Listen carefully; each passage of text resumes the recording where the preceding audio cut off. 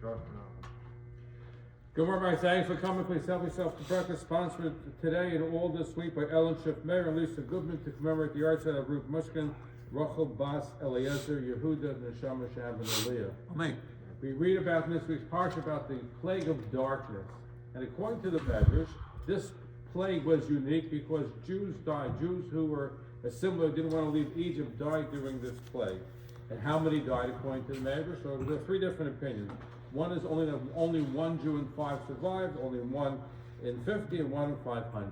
But if you look at the numbers, you're talking about millions of people that would have died because you had 600,000 men leaving Egypt, you have equal amount of women, children, so you're talking about in the millions. So the question is how could it be that the Egyptians didn't notice after the plague of darkness that so many millions of Jews died? And furthermore, if so many millions of Jews died during the plague of darkness, it means more Jews died in the plague of darkness than all the years in Egypt.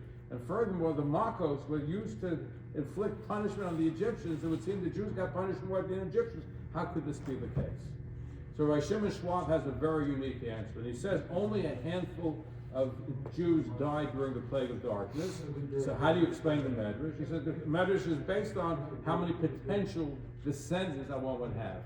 If it's one, grandchildren, great-grandchildren to the end of time, that's how it is.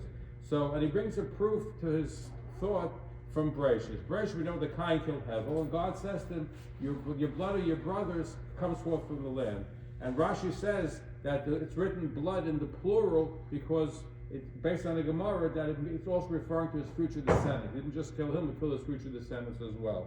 And I conclude with a famous story about a famous teacher, Rav Shlomo Haim, who used to give to his classes. And when he gave a lecture, he really got into it. He screamed and he yelled and he looked like he was, really exhausted after a lecture. One day it was a snowstorm in New York, and what happened was only 4 people showed up to the shiur, and he gets up and he's going through the whole motions and screaming and yelling, and the student said, Rabbi, there are only 4 of us here. Why are you going through this whole motions? It's a small crowd.